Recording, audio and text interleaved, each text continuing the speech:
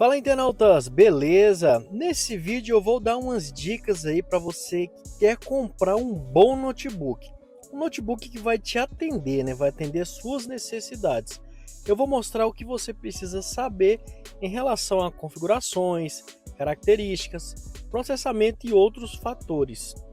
Esse vídeo aqui não é para falar de notebooks mais tops, né? Mais caros, mas para esclarecer esses pontos, para adequar para o seu uso. Então, por favor, fique até o final do vídeo porque tá bem legal. E depois vou fazer um vídeo mostrando alguns modelos de notebooks que você pode comprar. Antes de começar, inscreva-se no canal e deixe seu joinha.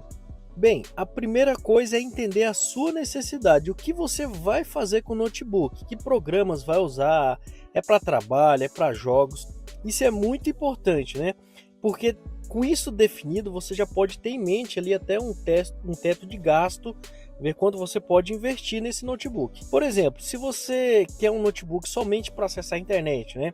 Não vai ter pacote Office, vai usar só a web, sem muitas abas, né? Coisa simples mesmo. Aí você pode pensar num notebook mais acessível, notebook de entrada. Mas aí fica um alerta, né? Para qualquer coisa que você vai comprar, na verdade. Produtos muito baratos tendem a ter peças mais fracas, plásticos que racham, placas que esquentam. Então, mesmo se for comprar um modelo mais básico, já deve pensar nisso também, nessa questão de durabilidade, de custo-benefício. Quanto a marcas, né? Que marca de notebook posso comprar? Tem tantas marcas aí no mercado e isso também pode influenciar na hora de você comprar. Existe marca de notebooks, né? Uma marca com modelos bem baratos e a mesma marca com modelos mais caros. Porém, até modelos mais caros tendem a não durar muito, né? É aquilo que eu falo sobre componentes e a forma como são feitos. Então, modelos mais caros de determinada marca pode ser ruim também. Uma dica é optar por marcas conhecidas aí no mercado, né? Como Acer, Samsung, Asus, Dell, Sony. E até no final do vídeo eu vou te falar aí algumas marcas que você deve fugir. Eu já tive experiências ruins com elas. O tamanho da tela aí já é pessoal, né? Você deve imaginar o seu uso, né? O que você vai fazer ali, se é para jogos, se é para trabalho, né? No caso de jogos seria interessante uma tela de 17 polegadas, uma tela maior. Agora, se for para ficar carregando, né? Levando para lugares, se for para trabalho, toda hora tá num lugar, talvez é interessante uma tela menor, porque até evita de ficar quebrando e é mais discreto. Agora vamos às configurações. Eu diria que são os pontos mais importantes aí na hora de você comprar um notebook. Começando com o processador. Primeiro é entender o que é um processador, né? Qual a sua função. Tudo praticamente de eletrônico tem um processador, né? Seu smartphone, sua TV, enfim. O processador é conhecido como cérebro, ele que executa os programas, os processos, ele gerencia tudo. Então, sabendo da importância de um processador, dependendo da sua necessidade, você já sabe que tem que ser um processador bom e rápido. Hoje no mercado é possível encontrar processadores com velocidades de 1.1 GHz e os mais tops aí com 5.8 GHz. Quanto maior velocidade, é claro, né, mais eficiente, mais rápido se torna o processador. Então, sabendo disso, se você vai usar muitos programas, abrir muitas abas no navegador, precisa de rapidez para abrir as coisas, aí um processador de 1.1 GHz provavelmente não vai te atender, então eu já não recomendo. Você pode optar aí por processadores de 2,5 GHz e alguns aí tem o recurso do Turbo Boost, né, que aumenta a velocidade do processador de forma dinâmica de acordo com a demanda ali. Então, um processador de 2.5 GHz ele pode chegar a 4 GHz, por exemplo. As marcas mais conhecidas de processadores são a Intel e a AMD, que são excelentes marcas, mas precisa ficar atento aí aos modelos de processadores. Já digo logo de cara, corre de processador Celeron e Atom da Intel. Mesmo com velocidades maiores, tem um péssimo desempenho fraco, limita o upgrade de outros componentes e se apertar muito aí vai travar o sistema. Falando agora de memória, que está relacionado também com o desempenho aí do computador, do notebook. ela é responsável por manter as aplicações, os programas, processos abertos. Quanto mais memória, mais coisas posso manter aberto, mais abas no navegador. A memória sustenta tudo. Então, depois que o processador abriu o processo, né? Depois que ele abriu os programas ali, é a memória que segura a onda.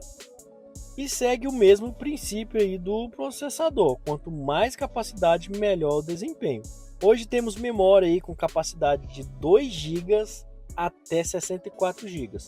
Memória de 2 e 4 GB é para notebook de entrada, para tarefa simples, básica.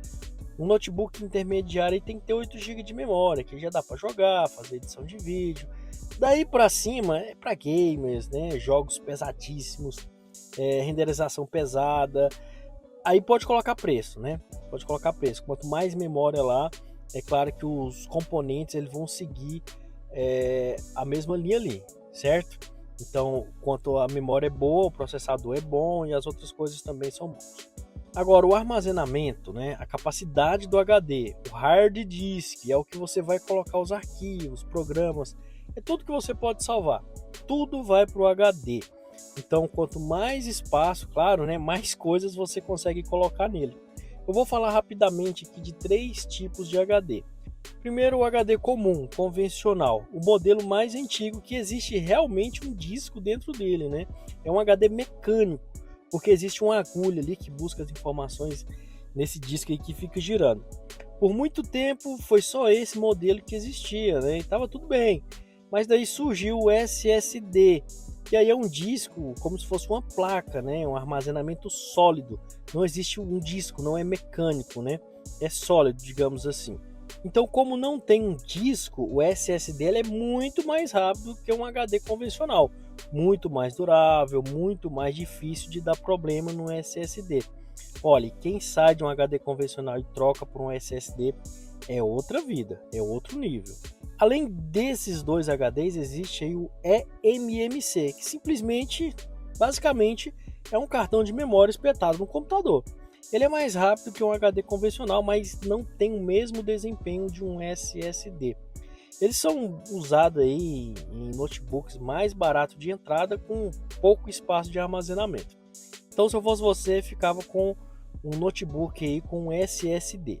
Sabendo disso, agora vamos à capacidade de armazenamento, né? Como eu disse, o HD é para você colocar arquivos, programas, sistema operacional. Quanto mais capacidade, mais coisas você consegue guardar. Considerando aí o eMMC, que tem notebooks aí de 32 GB até 1 ou 2 teras. Já pensa, o sistema operacional já ocupa no HD. Então, vou falar no próximo tópico sobre o sistema operacional, mas levando em consideração o sistema Windows, ele pode ocupar de 20 a 27 GB de espaço. Então, se você compra um notebook de 128 GB de espaço, praticamente te sobra 100 GB. Aí você tem que instalar programas, né? Tudo que você vai colocar no computador, que vai ficar armazenado. Lembrando que tudo que você usa no computador fica armazenado. E ainda tem as fotos, arquivos, vídeos aí, dependendo do seu uso, aí você tem que considerar aí um tamanho maior de HD. Agora, sobre o sistema operacional, que nada mais é que toda a interface ali que você vai ver na tela. É o sistema operacional que vai gerenciar os seus programas, é um elo entre as aplicações e o hardware. O sistema operacional mais usado e mais conhecido é o Windows, que já está na versão 11. Existem notebooks também com versão 10, mas quanto isso aí está tranquilo, a compatibilidade é a mesma. Notebooks com sistema operacional Linux se torna mais barato, porque o Linux é um sistema de código aberto, gratuito. Então o fabricante não precisa pagar licença para usar. Então o produto final acaba tornando mais barato. As diferenças mais gritantes entre o Windows e o Linux é que o Windows é um sistema mais intuitivo, mais fácil. E a maioria esmagadora dos usuários já sabe mexer no Windows. Além disso, existem programas, aplicações que você só vai encontrar para Windows. Então, com o Windows, você praticamente não vai ter problema quanto a isso.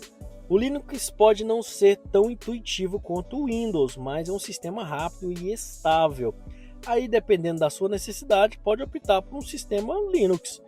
programas como navegador de internet, editor de texto, tudo isso tem no Linux. Aí existe também o Chrome OS, né, o sistema operacional Chrome, que é um sistema do Google. Ele segue mais ou menos o mesmo princípio aí do Linux, só que ele é mais intuitivo e tem interações com ferramentas aí, aplicações do Google. Como eu falei no início do vídeo sobre as marcas, olha, já tive problema de durabilidade, desempenho com algumas marcas. Não quer dizer que todos os modelos dessa marca terá problema, mas pelo menos os modelos de entrada eu não recomendo comprar da Positivo, da Multilaser, da Philco e outras marcas aí também que não são conhecidas, mas essas três aqui eu já tive experiências ruins. Eu quero que você deixe nos comentários aí se você já teve problema com alguma marca, com alguma dessas marcas que eu citei. Basicamente esses são os principais pontos.